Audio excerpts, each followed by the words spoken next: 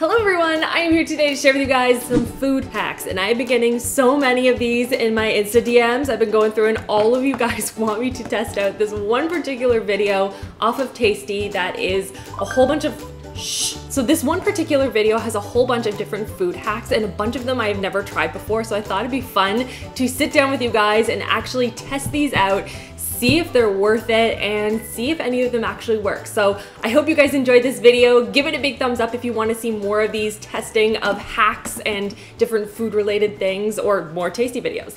Let me know. Make sure you are subscribed so you don't miss out on new videos every Saturday, and without further ado, let's get into this. By the way, do you like my mug? Like, this is very fall to me. Basically only use it in fall and winter, that's about it. Which is technically like 9 months out of the year, but still. So the first one I want to test out is actually one that I started yesterday. Insert footage. Okay, so in this particular hack, you take a cookie. This was so hard for me to do, but I had to make them stale.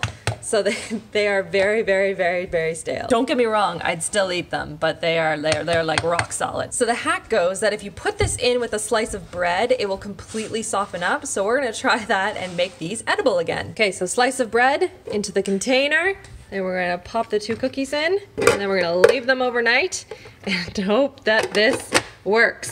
That would be such a waste of cookies. So I have the container here. It has been left overnight, and I am curious to see if these are now soft, but also don't taste like bread. I mean, it is kind of bread, but you know what I mean. So let's see.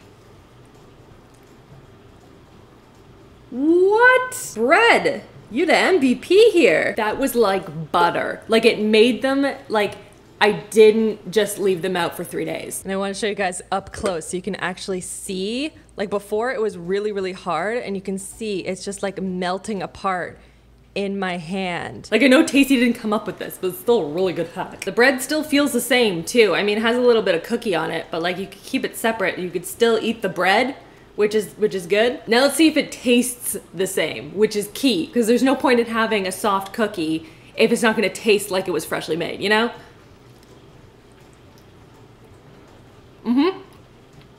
No, it tastes like a cookie. That is impressive. Okay, that hack is a thumbs up. Next is one that I've tried before, and it is peeling some ginger with a spoon. And this one actually does really work. Like, it does get across like all of that outer peel super, super easily. You can see, like, that was no work at all. Like, this is actually a really, really good hack. I do appreciate this one. Next is a hack for peeling garlic, and if you have tried to peel garlic before, you know that it is like a painstakingly long process, and one I will readily avoid by buying the ones that are pre-peeled in the package. And it's basically taking a whole thing of garlic like this, smashing it a little bit with your palm, and then throwing it into a container and shaking it around, and that's supposed to get rid of all of the skins around the outside, so you don't have to spend time and like just peeling each of the different sections. First, I'm going to crush it. Okay, I'm not that strong. And taking all the sections, putting them all into here. You will note, not peeling any of them. So this is what it looks like before. All right, let's get these skins off. All right, let's see if that's enough. See here, we got the end result. Some of them are fully peeled, like this one. Some of them were not touched. I wonder what happens if I chop off this end off of some of them, and then I'm gonna try it again. All right, round 2. All right, is it done now? Okay, a bunch more have been fully peeled. Ta-da, but still not all of them. Like, this one's still on, but maybe it's because of this skin piece right here. I got 3 fully peeled and still not all of them. So I think that if you're willing to cut off the base and the top, then put it in here, then I think would actually do a really good job. That was something you did not mention, Tasty. You need to do that first. And going along with the same train of thought as with the garlic, apparently you can peel hard-boiled eggs in a similar way by filling up a container with a little bit of water and then putting the hard-boiled eggs in and shaking it around. Make sure it's a container that is fully sealed though, because otherwise you're gonna get water everywhere. So I have my hard-boiled eggs here. Dump in a little bit of water. Now that it's sealed up, we shake. Now here, final result of the eggs. And it does come off a lot easier. Wow, okay. That was a good hack. Look at that, oh, That is so much better than peeling it. And now I have part of my lunch done. Okay, the next hack involves juicing a lemon or lime, and apparently if you microwave it first, it's going to produce more juice. So I thought I would like try my best to experiment with this a bit. So I have 2 lemons here that are as close in size to each other that I could possibly get. They even kind of look the same on the bottom too. So I thought I would juice one without the microwave, see how much juice it produces, and then microwave the other one and then measure and compare. It's about as sciencey as I get. So let's start by juicing the one that is not going in the microwave. Okay, got all of the juice out of it. And now let's measure. Okay, you can see right there, that is about 50 milliliters worth of juice. Okay, let's microwave this one. Oh, my lemon is ready. My lemon is hot. This is weird. I put the other juice from the lemon that we didn't microwave in here because we know it's 50 milliliters. And then let's go and get this guy going. All right, juiced it. And this one juiced just over 50, which I think is negligible at best. And so I think that if you have one of these type of juicers, it's just gonna do the job regardless of if you microwave it or not. However, I will say the lemon that was heated up was a little bit more malleable. So if you don't have one of these like juicers, just doing it by hand, it'll be a little bit easier, but that's about it. Next up, I wanna test out probably the most intriguing hack for me, which is taking a piece of stale bread. This is stale. And pouring water over it and then baking it is going to bring the moisture back into the bread and make it edible again. So this, well, naturally I have to test it out for you guys. So I'm gonna go and get my baking pan and water my bread. So it looks like they have it in a pan, but I don't think they bake it in the water. They just coat it in water. So have my water here. Just gonna douse it in water and bake it for a couple minutes. This is so weird. I'm gonna rotate it. Make sure it's got lots of water all sides.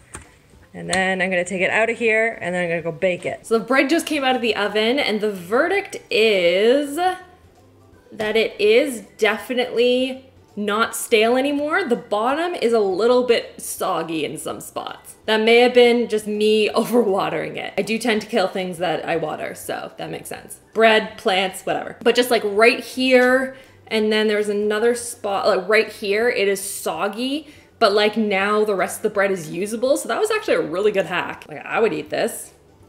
Nom, nom, nom. Okay, next up is a hack for cutting up an orange, and basically you slice off the sides, you cut it on one side down the middle and you unfold it like an accordion. And I hope that actually works because peeling an orange is one of the primary reasons why I don't eat a lot of them, except for clementines, because those are amazing. Okay, cut both sides. And then it says to slice like basically right where one of the membranes is. So I will do that.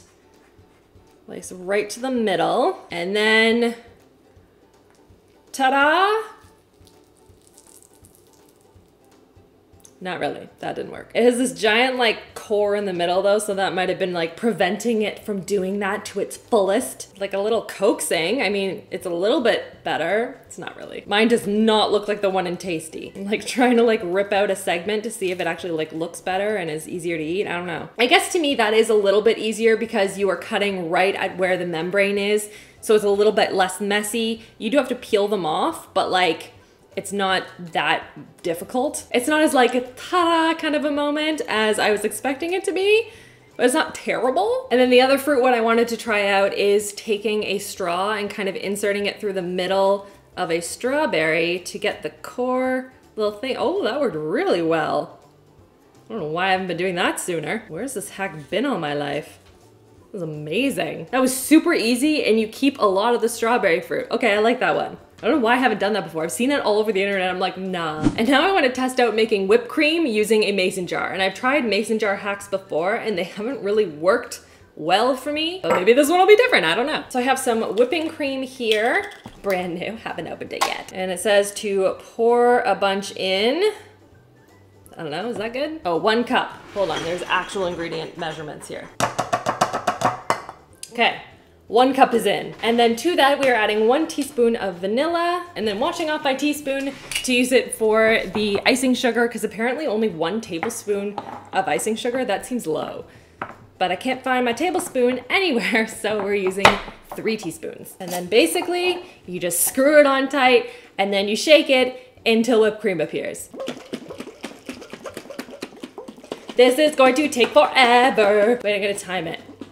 Let's see how long it actually takes. Oh my gosh, guys, I have been shaking this for 11 minutes and it's still not any sort of, it's not even close to whipped cream. I don't have time in my life for this. I'm sure it'll eventually work, but like, I don't know. I'm out. Like, look at that. Still super runny. Just get one of those little hand mixers from Walmart and call it a day. I'm out. So what do you guys think? Have you tried any of these hacks before? Let me know in the comments, or if there are any food hacks that you live by, swear by, you think are the best ever and you use all the time. I wanna know. Thank you so much for watching, guys. And make sure you check out the videos on the screen if you haven't already, and make sure you are also subscribed so you don't miss out on new videos every Saturday. And that's everything. I hope you guys are having an awesome, awesome weekend, and I'll see you guys all in my next video. Love you all. Mwah.